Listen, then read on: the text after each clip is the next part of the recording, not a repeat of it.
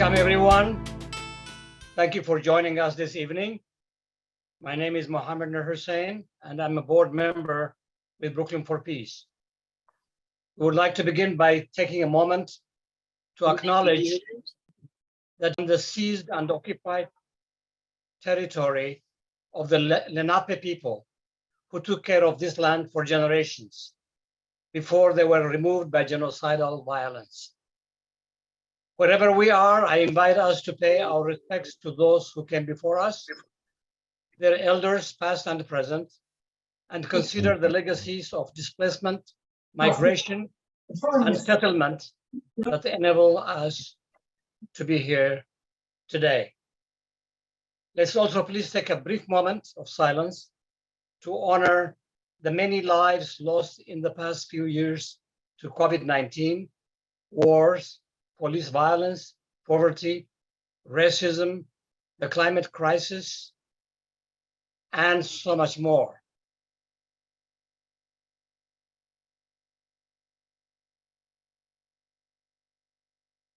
Thank you. For folks who aren't already familiar with Brooklyn for Peace, we have been working in Brooklyn since 1984. Our core mission is the prevention of war and the social, racial, environmental, and economic injustices which lead to war. We are primarily an educational organization, and we see active response to injustice as a vital component of our activities.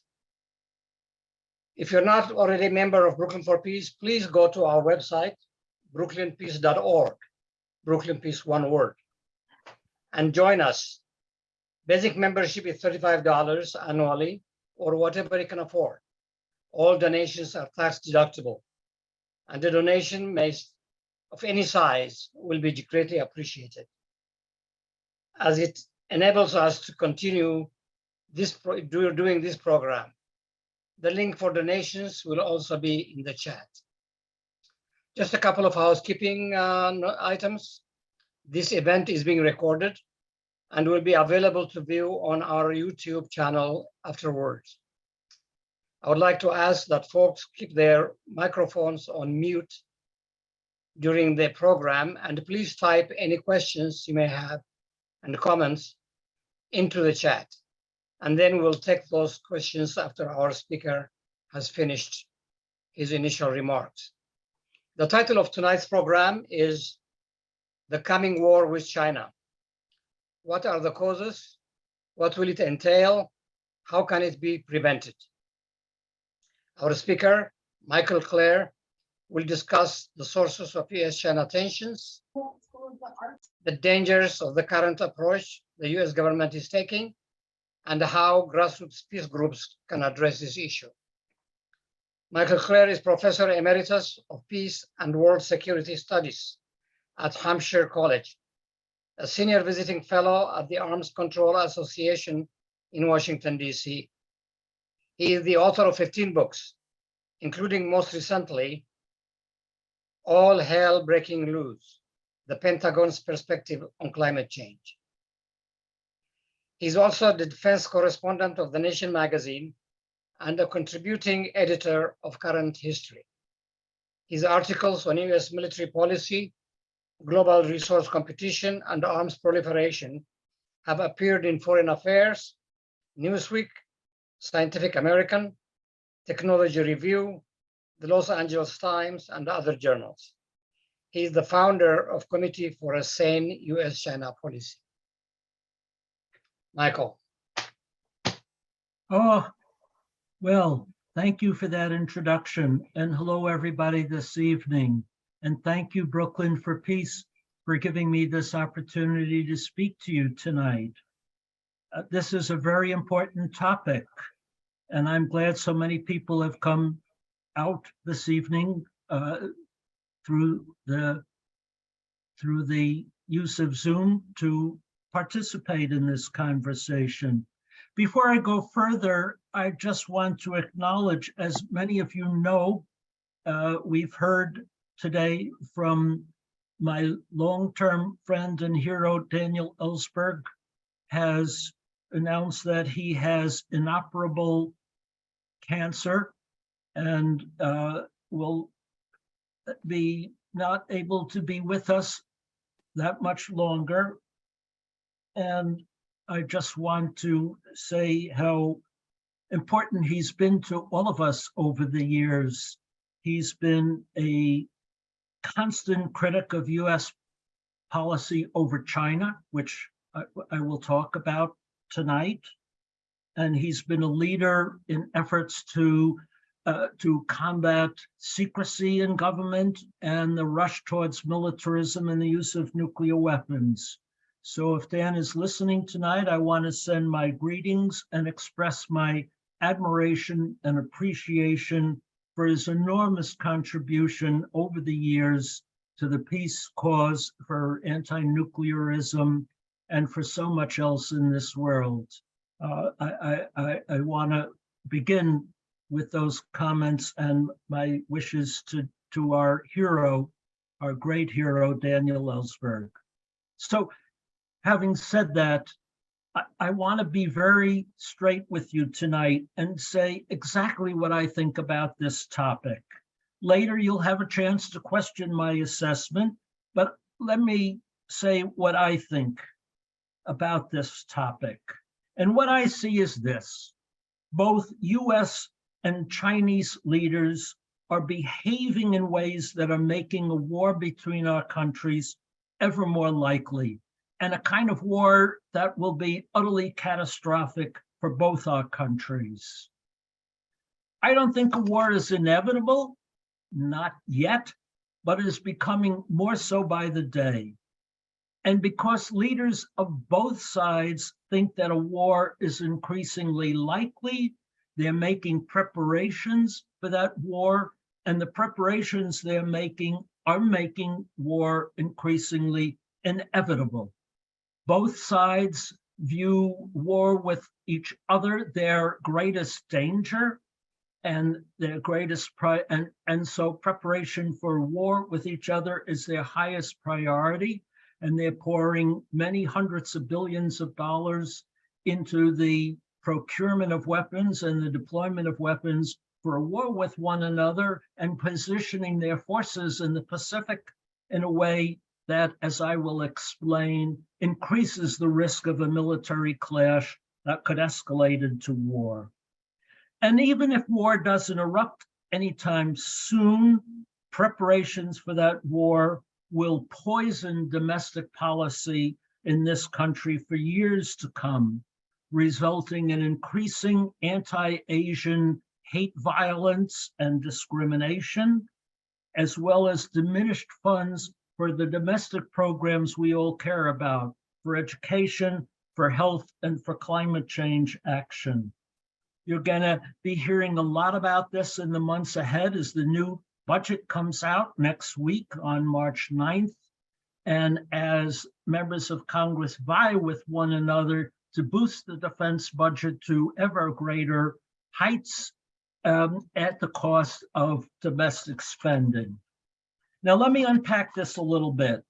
Why do I think we're on a collision course towards war? The underlying reason, in my view, is that we have a clash of irreconcilable worldviews on the part of US and Chinese leaders, the people who actually make the decisions on war and peace. We're not included. The people who are listening in tonight are not part of those decision-making elites.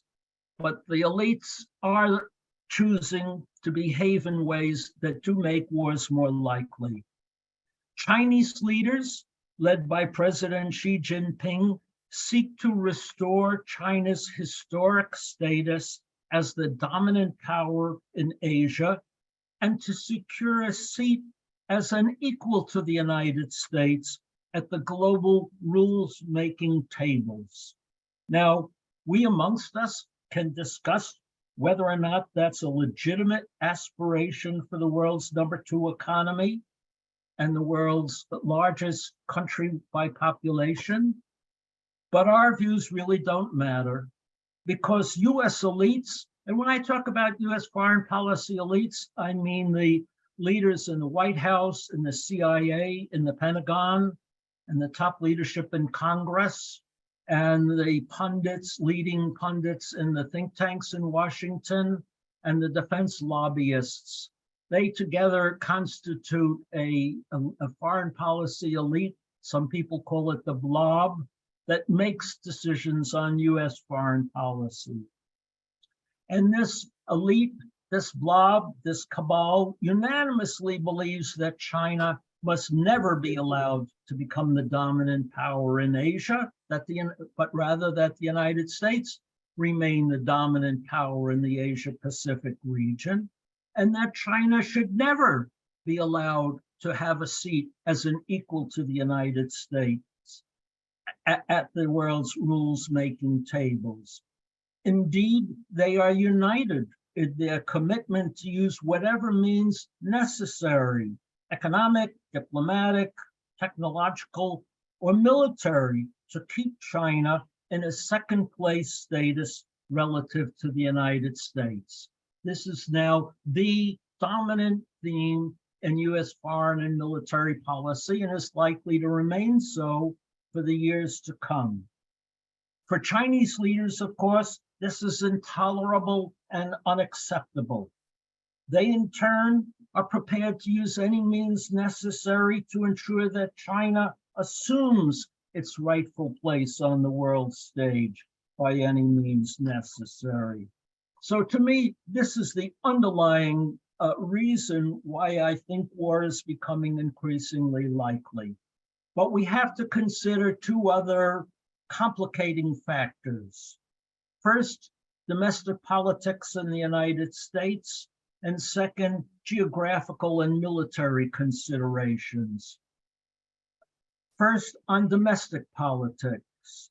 In the United States, we are seeing a contest between ambitious politicians of both parties to show who can be toughest in cutting trade with China, technological links with China, and to procure weapons to fight China, and most importantly, to convert Taiwan into a US military bastion to fight China. So they're vying with one another to who could lead in all of these efforts.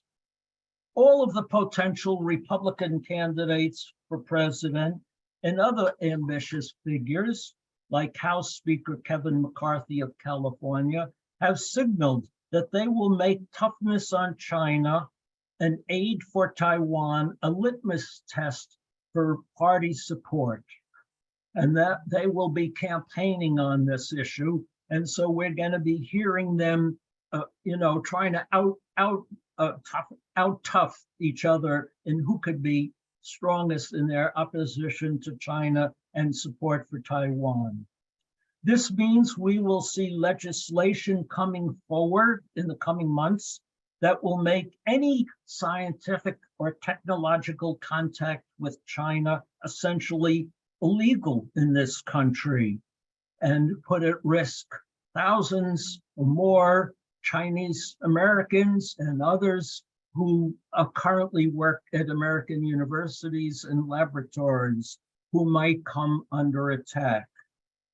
And we're also going to see the erasure of 40 years of diplomacy between the US and China by converting Taiwan into a military ally of the United States in violation of all the pledges made to China by US leaders since 1979 to respect Taiwan as part of one China, part of the mainland, part of a one China, including Taiwan and the mainland.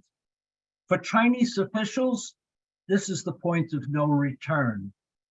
They've said over and over again that abrogation of the one China policy and conversion of Taiwan into a US military ally is a red line that cannot be crossed and will result in a conflagration. Will they carry through on this threat? This is where Chinese domestic politics enter the equation. President Xi is facing public discontent over his handling of the COVID crisis and over disappointing economic growth in the past few years. The loss of Taiwan to the US, as advocated by Congress, would be an enormous blow to his prestige, as US elites are well aware, and he may well feel obliged to invade Taiwan despite the risks involved. If Xi doesn't invade, his power and that of the Chinese Communist Party will truly be weakened. And this, no doubt, is the desire of US elites. So he is facing a very difficult choice in the months ahead. And you can appreciate how explosive this situation has become. So US elites see every reason to step up the pressure on China, even at the risk of provoking a conflict. And the pressure will be increased by the day in the months ahead. Now we come to the other complicating factor, and that is geography. The fact is that the US and China have overlapping spheres of defensive influence, or however you want to put it. The US leadership claims that America's forward defense line extends to the coast of China and includes the islands and the waters of the South China Sea and the East China Sea and Taiwan. And those include islands that are claimed by China, the Spratly Islands and the Diaoyu or Senkaku Islands in the East China Sea, and of course, Taiwan. China, for its part, claims these waters as part of its national territory, and indeed believes that the islands are part of its sovereign territory, including Taiwan. This has led to a situation of constant military risk. China has militarized some of the islands in the South China Sea, the Spratly Islands, and the US considers this illegitimate, and to demonstrate its position has repeatedly sends US warships into the very close vicinity of those islands on what are called FONOPs, Freedom of Navigation Operations. These happen monthly. China often sends its own ships to chase away American ships coming very close, often close enough to ram American ships. So that is one place where a conflict could arise overnight. In the East China Sea, China sends its vessels, Coast Guard vessels around the Senkaku Islands, as does Japan. The United States just recently, last month, announced that it would extend its defense of Japan to include the Senkaku Islands. So if Japanese ships are attacked in the Senkaku Islands in the East China Sea, that could be a cause for US military intervention. And then there's Taiwan, as I've said, could be the cause of a conflict at any time. China, to show its disapproval of the way Taiwan is headed, daily sends up planes and ships into the waters around Taiwan. In response, Taiwan sends up its planes to intercept Chinese planes, and they come within eyeball range of each other. The US, to show its support for Taiwan, sends its Navy vessels into the Taiwan Straits monthly on these FONOPS operations. Just the other day, one of these operations occurred. That could lead to a clash at any moment. And let me be clear, if a conflict broke out between the US and China in the Western Pacific we're talking about a conflict that would be extraordinarily catastrophic. It's likely that China would attempt to avert losses by trying to sink US aircraft carriers and warships and to destroy US bases in the area. It has deployed hundreds of ballistic missiles for that purpose.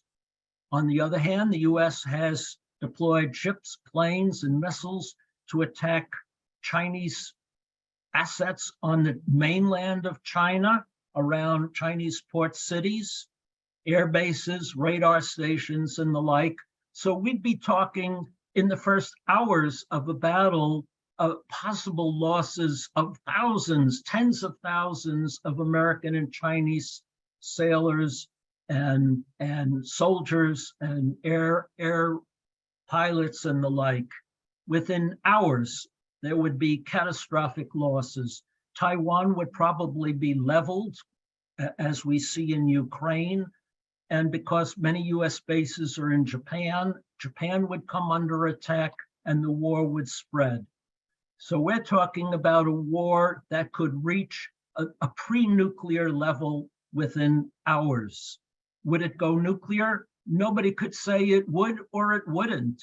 And both sides are armed and prepared to fight a nuclear war. So we're talking about an exceedingly dangerous scenario that could arise at any moment. This is what I feel to be true. And I see no effort on the part of American leaders or Chinese leaders to slow this process down and reverse course. So how do we prevent this catastrophe from occurring? I want to finish my remarks by talking about that prospect. I think we have to start with the fact that it's on us. We have no allies in Congress. This is an extraordinary and distressing fact. There's not one single member of Congress, not AOC, not Representative Ilhan Omar, not Bernie Sanders, not Barbara Lee, who is resisting the rush to war with China at this moment. Not one of them. They're all falling in line behind the party line of the American leadership elite that war with China is a very real possibility, and we have to arm ourselves to the teeth to be prepared for such a conflict. So we're on our own. Now, we've been here before during the Cold War nuclear arms race and during the Vietnam War period. And we know that it sometimes falls on us, the grassroots, to prevent catastrophe, to take responsibility for national safety and salvation. And that's the case now. It's our responsibility to avert catastrophe. What does that mean? Well, it means that preventing a war with China has to become our overriding priority. Now, I know that we have other important priorities. Ending the war in Ukraine and restoring nuclear arms control talks between the US and Russia are the most important among them. And we're all committed to that. But nothing threatens our survival and well-being and that of our families and our children and grandchildren more than a war with China. A war with China, even if it didn't go nuclear, would result in higher US casualties than we've seen in any war since World War II. It would destroy the economies of both countries and the major countries in Asia.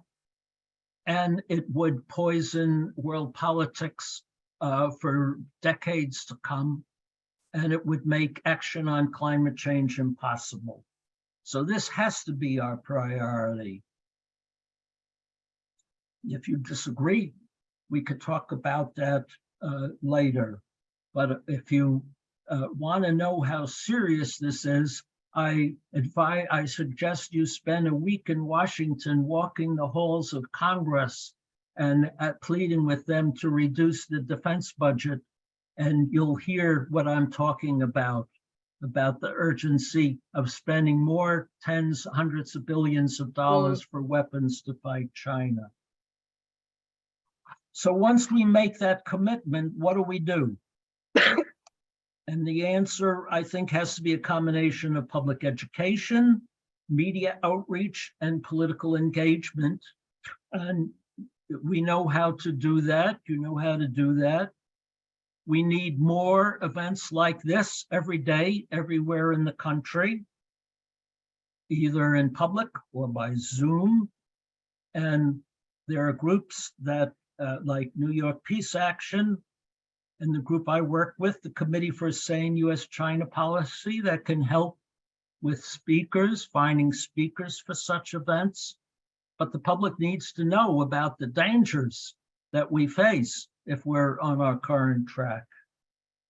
We need to write letters to the editor and op-eds to the media wherever we can, contesting the notion that preparation for a war with China has to be our number one priority, and that a conflict with China is the right way to address the Taiwan situation.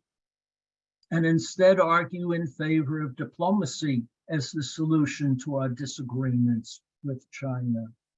Now, let me say, this does not mean defending China's behavior, by no means. There's much to criticize about China's handling of its ethnic minorities, like the Uyghur Turks of Xinjiang province, or its approach to civil liberties in Hong Kong, or its approach to the maritime claims in the South China Sea and the East China Sea. But these disputes should be addressed through diplomacy, not through military, provocative military maneuvers. And if you could want some ideas for how to address these vexing issues, please visit our website, saneuschinapolicy.org. To conclude then, war with China is not inevitable, but it won't be prevented by some angels in Congress or in the Chinese leadership in Beijing. It's not going to happen by itself. It will require action from all of us, from the grassroots, and we have to make that a priority. So I'll stop with that, and I will now welcome your comments and questions. Thank you so much for listening. Thank you so much for your talk, Michael. I wonder if we can give our speaker a round of applause, quiet applause, but applause. If you have questions, we have some already, but if you can put them in the chat. Would like to say that one of the things we're pleased about is bringing this subject up. So many of us in the peace movement have been so busy concentrating on Ukraine, which is very understandable, that we've often let the issue of China slip into the background. So we really appreciate hearing this. So anyway, we have some questions. Several people have asked about the war in Ukraine. What are the effects of the war on Ukraine on the conflict between U.S. and China, do you think? So that's a very good question. Like I say, China is the most hotly contested issue in America today, so we can expect folks who might try to intervene one way or the other. On Ukraine, first, let me say from the outlook of the U.S., from the blob, the foreign policy elites in Washington, Ukraine is a sideshow. The the topic, the focus is Taiwan and China. So Ukraine is seen as the secondary theater, China the primary theater for them. And this is very clear when it came around just a few months ago, when the defense budget came up for final voting for this current fiscal year, when the Congress added $45 billion on top of the record budget that the administration submitted. And why did they add $45 billion? To have more ships and submarines and planes to fight China, not Ukraine.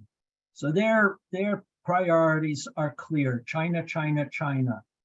And Ukraine is seen as a sideshow in the sense that Russia is viewed in Washington by the elite as an ally of China.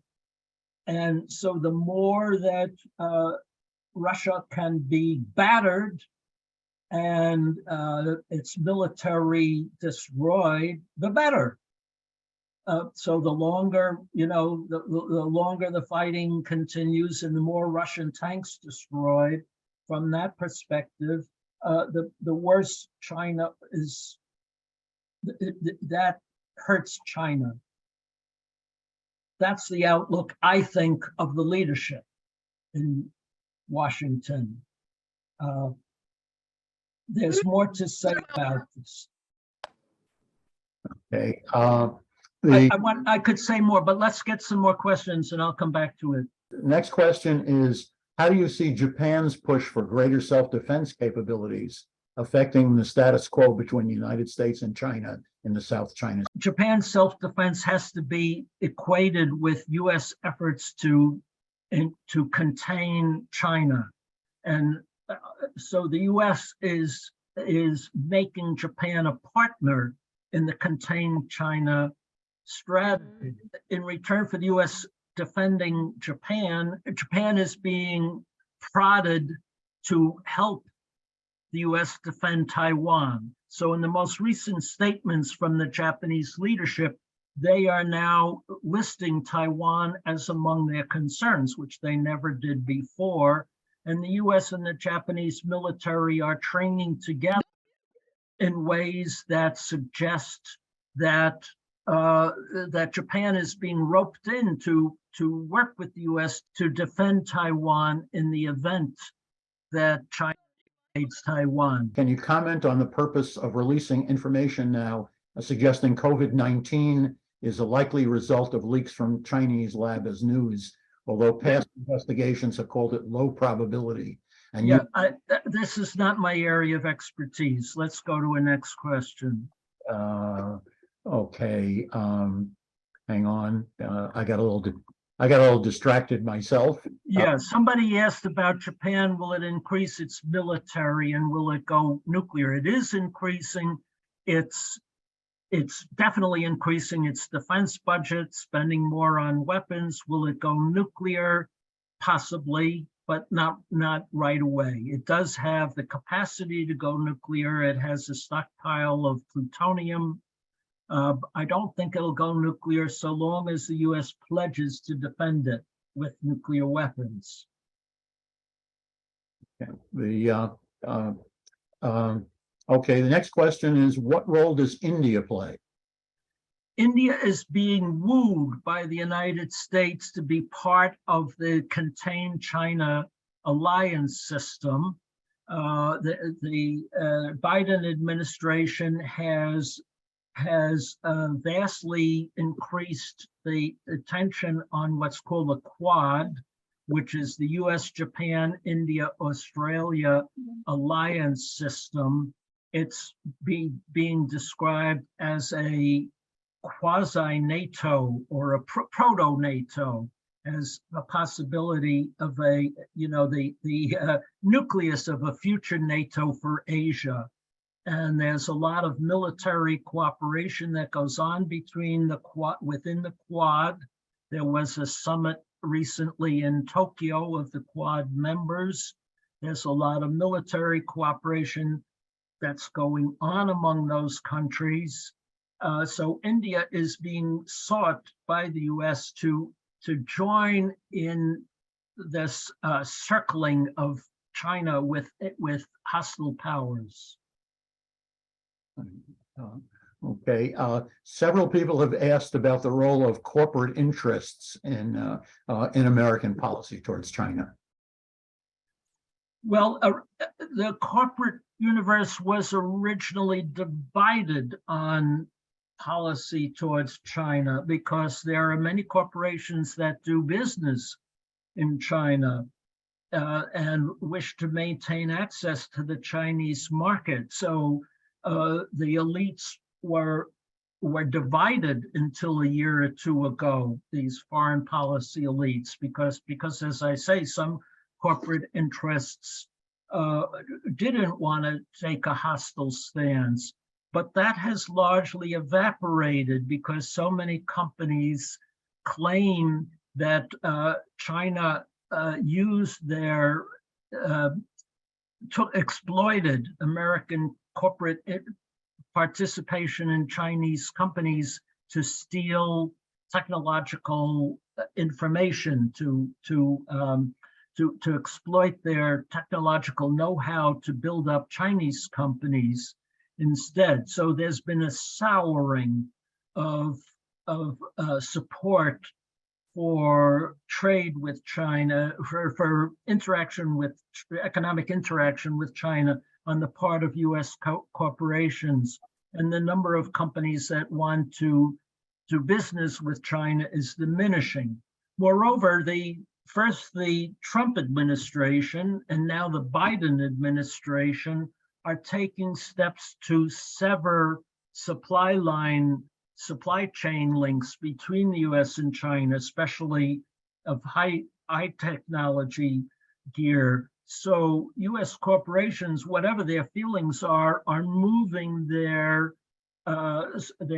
operations away from China to other countries for fear of retaliation or sanctions. So they're being coerced. And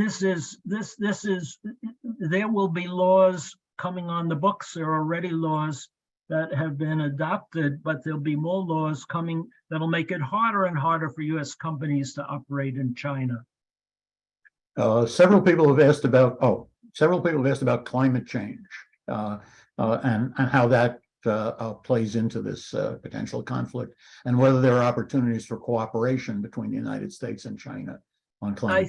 I thank people for that question, because the fact that the US and China are not cooperating means that our ability to prevent global warming from remaining below 2 degrees centigrade above the pre-industrial level have vanished. And all the efforts of all the good people around the world to stop climate warming, it's become futile now because the campaign against China has overtaken that. Without US-China cooperation on climate change, there cannot be a successful international drive to keep warming from exceeding 2 degrees Celsius. So I thank people for raising that, because I think in our efforts to prevent war with China, that making the argument that cooperation with China, diplomacy with China, is the only way.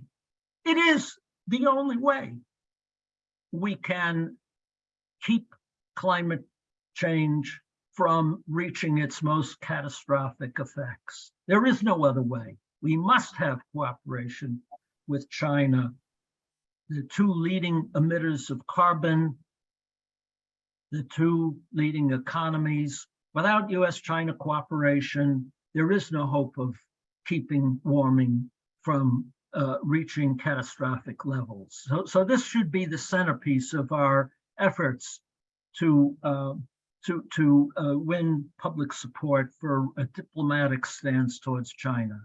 Thank you.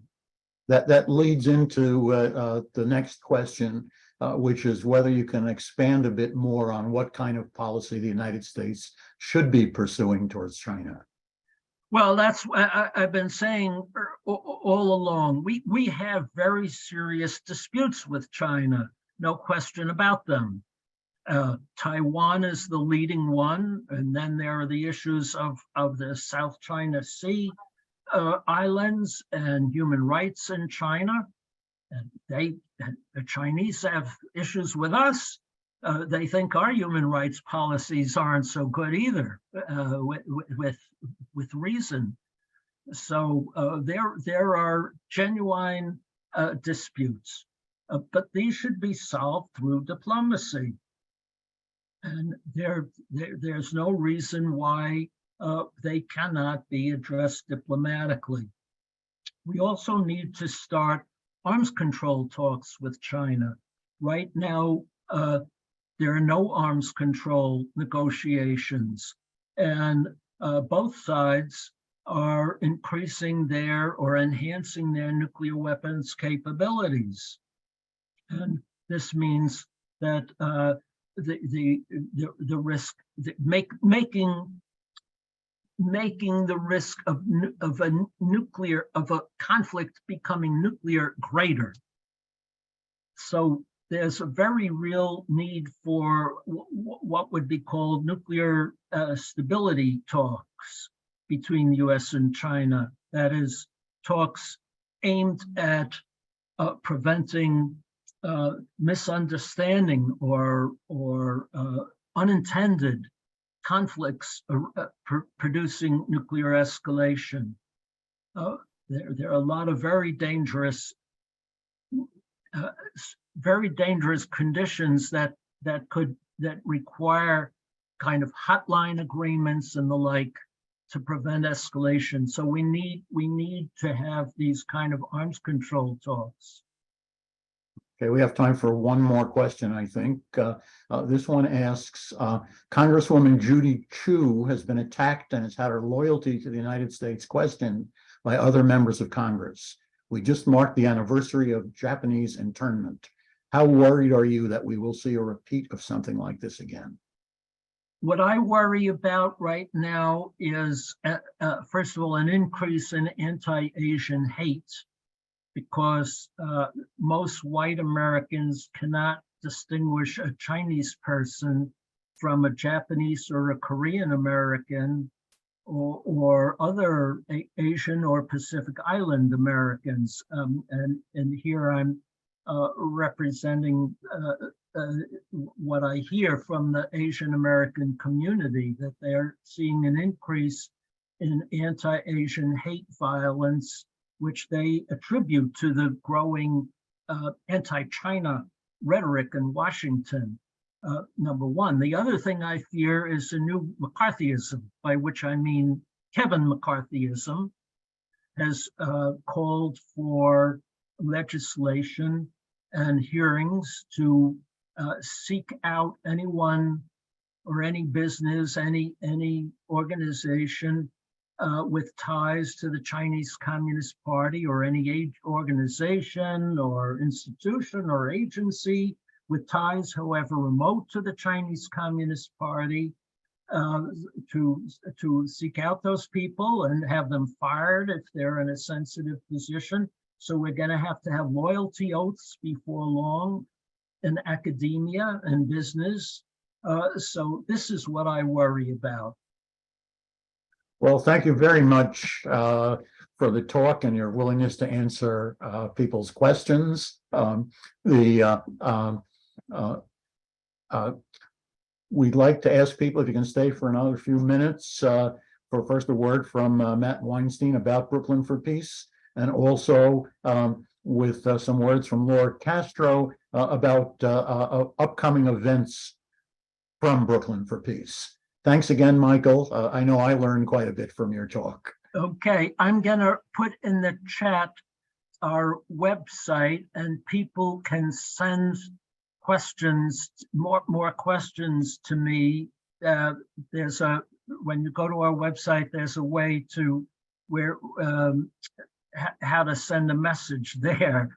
And I'm happy to respond to people's questions that weren't answered tonight, but I'll put our website address in the chat right now, and people can write to me there. Oh, that'd be great. We had such a large attendance. There were a lot of questions, unfortunately, I couldn't get to. So my apologies to those. I want to welcome everybody. I want to say thank you to Michael Klare for an extremely important presentation. One that shows us the job that has to be done now, and it's an enormous one, given the real danger of a very wide war. I mean, things in our world today remind me of conditions leading up to both of the world wars. There's tremendous instability, and we have a big job to do in the peace movement. And I'm glad that there are so many new and old faces here tonight. So welcome to all of you, and near and far as well. I was asked to speak for an hour or so on why it's important, why Brooklyn for Peace is so important to me. Oh, wait, there's something in the chat. Oh, it says, Matt, I said a minute or two, not an hour or two. Oh, thanks, Bruce. Okay, well, there goes that. You know, I asked myself a question: why, in these dark times, do I still feel so committed to fight for peace and justice and equality and a fairer world? And so the question that I ask is, what would it be like if Brooklyn for Peace did not exist? And I think it's a very simple answer. I cannot imagine Brooklyn without Brooklyn for Peace. I've been active in the peace movement since the Vietnam War at Brooklyn College. Then I was a leader of a group called Shorefront Peace Committee down in the shorefront areas of Brooklyn. When I moved to downtown Brooklyn in the early 2000s, I immediately and naturally joined Brooklyn for Peace. It wasn't Brooklyn for Peace then. In 1984, the Navy wanted to install a nuclear subbase in Staten Island. So a bunch of parents got together, mothers mostly, I think, and started Brooklyn Parents for Peace.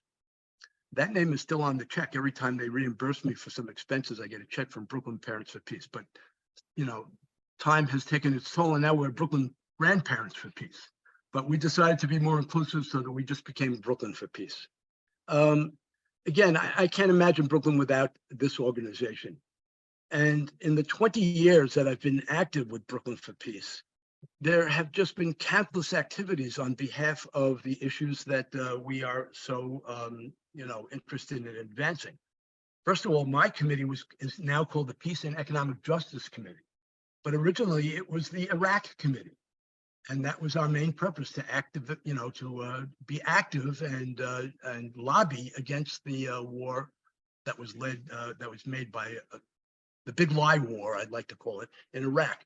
Then we changed the name of that committee to the Iraq-Afghanistan Committee. And pretty soon we were going to run out of names to the committee. And we also determined that the question of peace has to also be connected to people's immediate interests.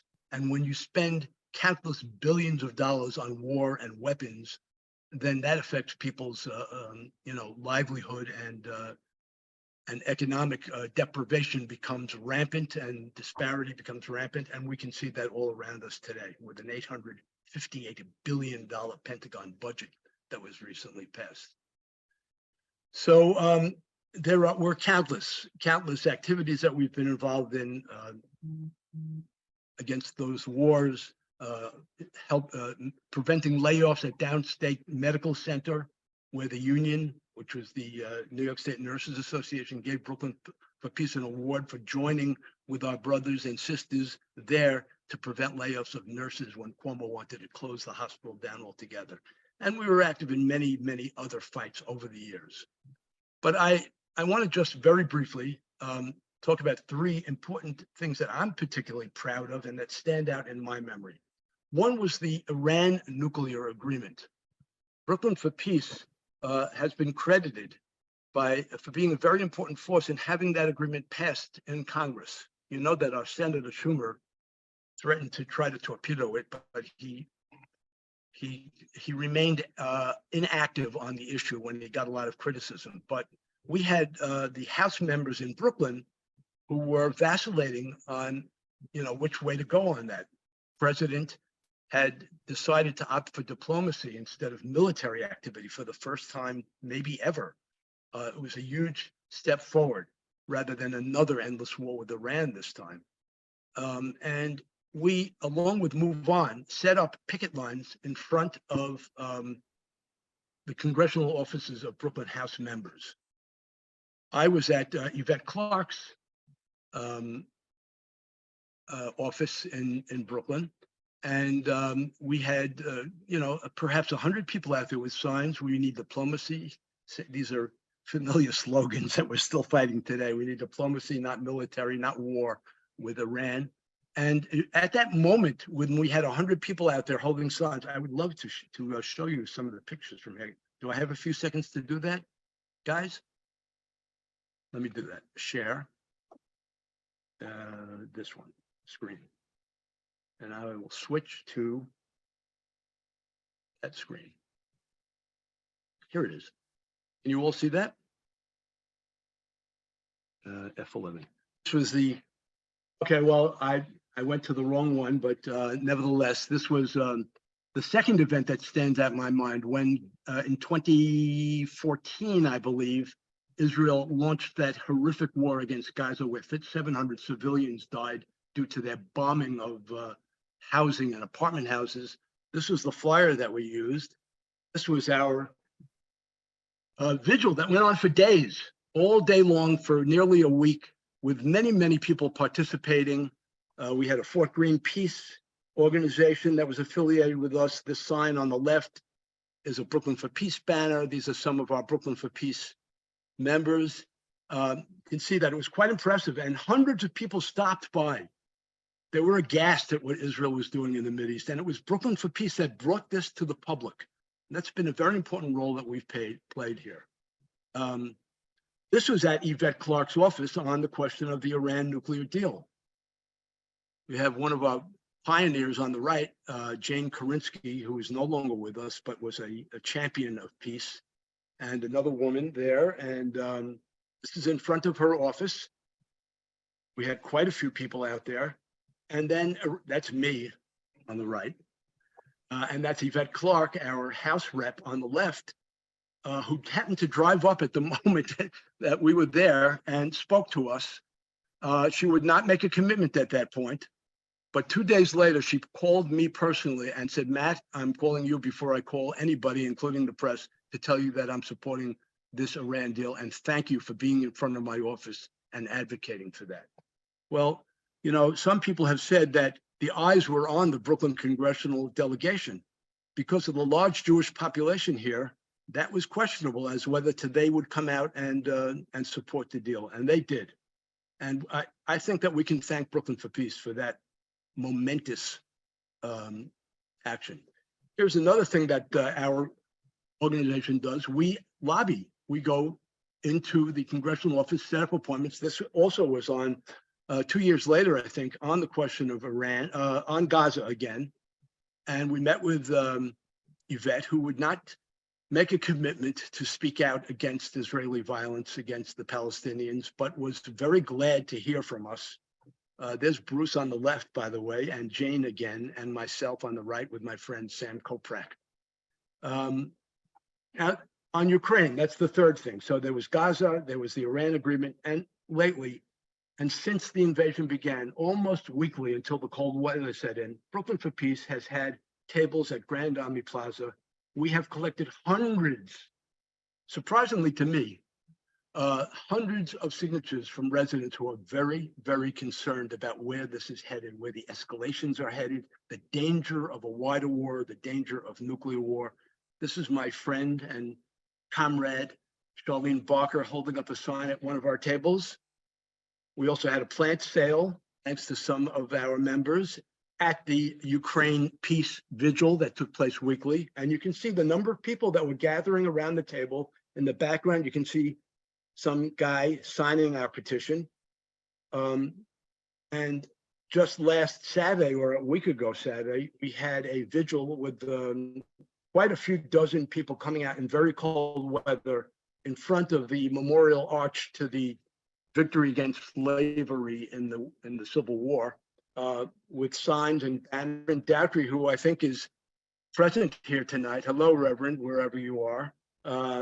Along with Ann Ambia on the left, our chair, Dr. Charlotte Phillips, and Sam Koprek again. He tends to get into a lot of pictures.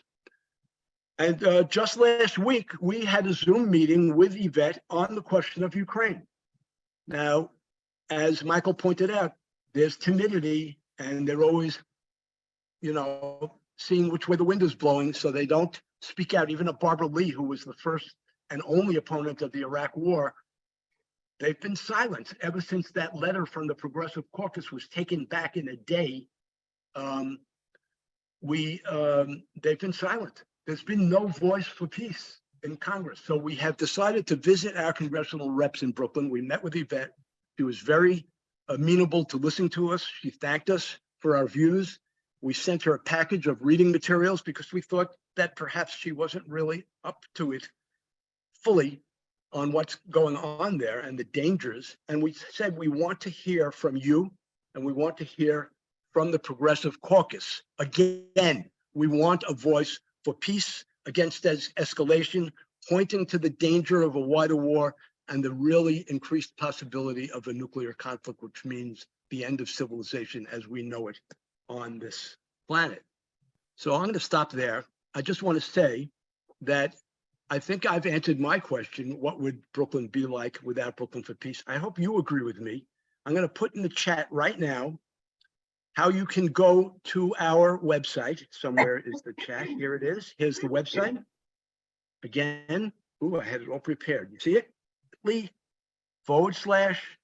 /join-BFP. Just copy that right now and do that after we're finished tonight. Join Brooklyn for Peace so that we can go to our congressional reps and say, we have hundreds of members in Brooklyn that want peace in Ukraine, that want peace in the world, that want peace with China, which is paramount.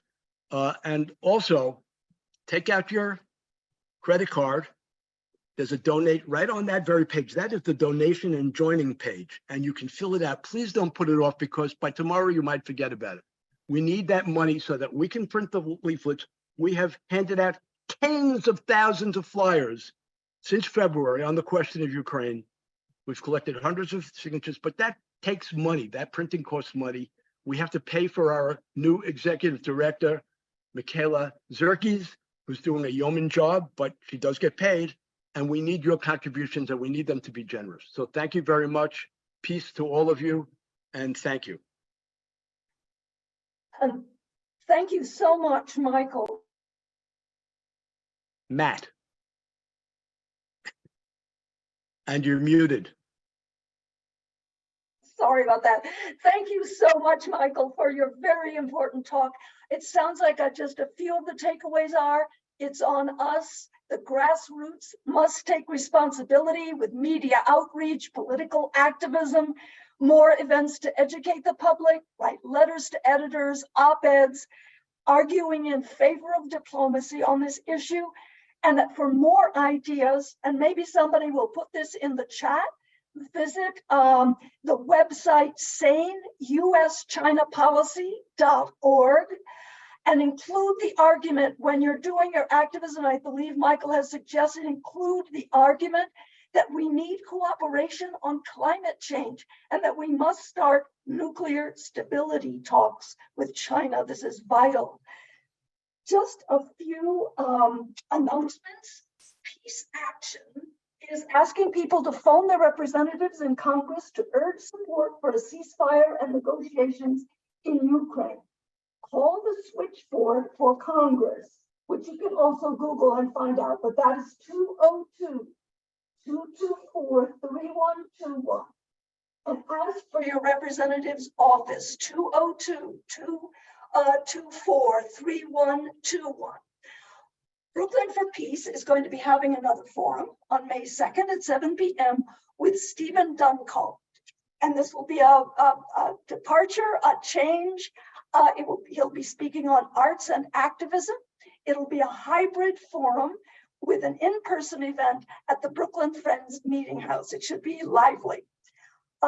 Move the Money will be marching in the St. Pat's for All Parade on Sunday, March 5th at noon, starting at 43rd Street and Skillman Avenue in Queens. We hope people attending will, as Matt said, become members and receive our weekly newsletter with announcements of other events. Again, thank you so much, Michael Klare. Please, everyone, if you'd like, stay a few minutes for our closing video. Peace. Good night.